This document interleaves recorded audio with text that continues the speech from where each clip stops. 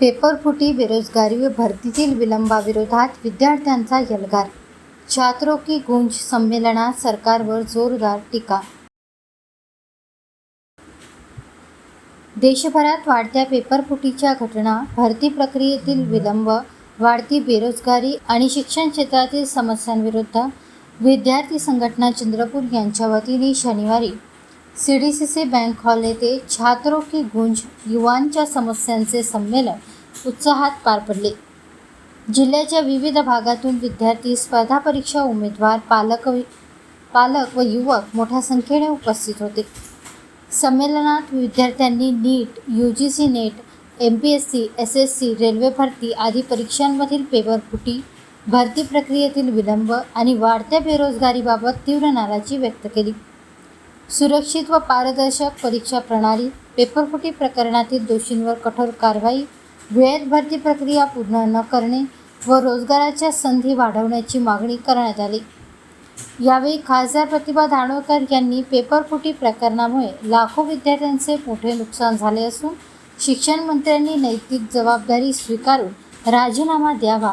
अद्याप सरकारकडून ठोस कारवाई झालेली नाही. दोषींवर कठोर शिक्षा व्हावी ही मागणी मी आगामी अधिवेशनात निश्चितपणे मांडणार असे सांगितले. आमची परीक्षा सुरक्षित असावी, भरती प्रक्रिया पारदर्शक असावी आणि प्रत्येक युवकाला रोजगाराचा न्याय अधिकार मिळावा अशा घोषणांनी सभागृह दणाणून गेले. जब युवा जागेगा तब भविष्य बदलेगा या घोषवाक्यासह विद्यार्थ्यांनी शासनाने त्यांच्या मागणीवर तातडीने निर्णय घ्यावा अशी मागणी केली. नक्कीच छात्रों की गूंज हा कार्यक्रम आपण पाहिला असेल. आमचे नेते आदरणीय राहुलजी गांधी यांनी कोठा येथे 16-17 तारखेला हे अधिवेशन आयोजित केलं होतं आणि त्या अधिवेशनात जवळपास 4000 विद्यार्थी त्या ठिकाणी सामील झाले. आणि देशात ज्या पद्धतीनं नीटचे पेपर फुटीचे प्रकार, पहिला देखील पेपर फुटला, दुसरा देखील पेपर फुटला आणि याच्या विरुद्ध सगळ्या विद्यार्थ्यांची मागणी आहे की शिक्षण मंत्र्यांनी राजीनामा द्यावा. पण अजूनपर्यंत सरकारकडून कुठलीही कारवाई झाली नाही आणि आता अधिवेशन लगेच 20 तारखेपासून अधिवेशन आहे आणि सगळे विद्यार्थी असतील, पालक असतील, मोठ्या प्रमाणात नुकसान विद्यार्थ्यांचं झालं. आज दिवस रात्र मेहनत करून नीटचा पेपर या ठिकाणी जर का फुटला तर परत एवढी मेहनत हे विद्यार्थी कसे करणार. त्याच्यासाठी NTA म्हणजे सर्वस्वी जबाबदारी या ठिकाणी आहे आणि NTA जबाबदार असल्यामुळे अशा न्याय व्यवस्थेच्या विरोधात नक्कीच कारवाई ही झाली पाहिजे. जो गुन्हेगार आहे त्याला शिक्षा झाली पाहिजे ही मागणी नक्की या अधिवेशनात मी करणार आहे. निश्चितपणे हा प्रोग्राम घेतला आपण NSUI किंवा युवक काँग्रेसचा सहभागी का करून घेतला नाही आहे. सगळे NSUIचा अध्यक्ष देखील होता, युवक काँग्रेसचा अध्यक्ष देखील होता. आमच्या कमिटीमध्ये जे काही आमचे सेलचे युवक आहेत त्या सगळ्यांनी तयारी मागील 4-5 दिवसापासून चालू होती आणि या ठिकाणी आमचे अध्यक्ष सुभाषभाऊ जोटे असतील किंवा शिवाराव असतील यांनी सगळे NSUI आणि युवक काँग्रेसला विश्वासात घेऊन त्यांनी सगळे विद्यार्थी या ठिकाणी आणले. त्यांनीच सगळा कार्यक्रम ऑर्गनाईज केला आणि त्यांच्या नियंत्रणाखालीच हा कार्यक्रम या ठिकाणी झाला. विद्यार्थ्यांच्या भावना तुम्हाला विद्यार्थ्यांच्या उपस्थितीत कळल्याच असेल.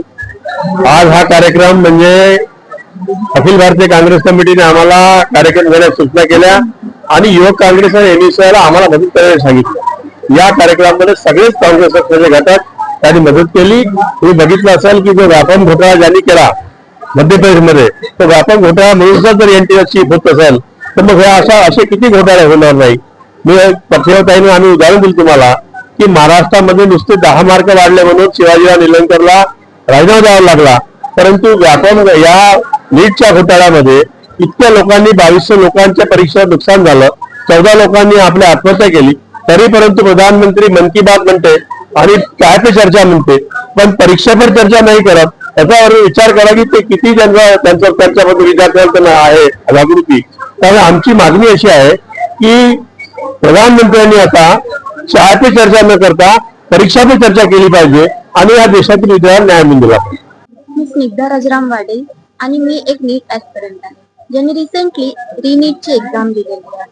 आणि मोस्ट ऑफ द टाइम आपल्याला असं होते की आपल्याला गायडन्स नाही मिळत, मुलं डिप्रेशन मध्ये जाते. सो त्यांनी काहीतरी अचूक असा पाऊल उचलते आणि त्यांनी सुसाईड करतात.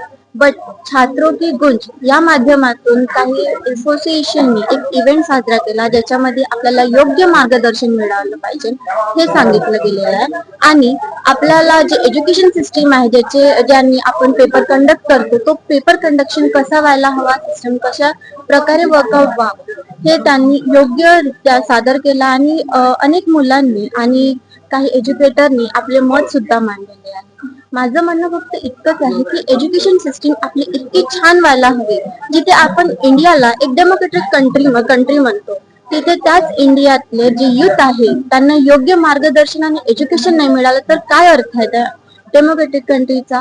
म्हणून माझं म्हणणं इतकंच आहे की NTA असो किंवा कोणताही एज्युकेशन सिस्टीम असो, जो government body competitive exam conduct करतात त्यांनी योग्य रीतीने, योग्य पद्धती आणि वेल सिक्युरेस्ट मॅनरनं पेपर कंडक्शन करावं, जेणेकरून पेपर लीक नाही व्हायला पाहिजे आणि मुलांना मेंटल आणि ट्रॉमटाइज्ड कंडिशन नाही आली पाहिजे. माझं म्हणणं फक्त इतकंच आहे. आणि thank you so much for the event conduction of छात्रों की गुंज अँड थँक्यू.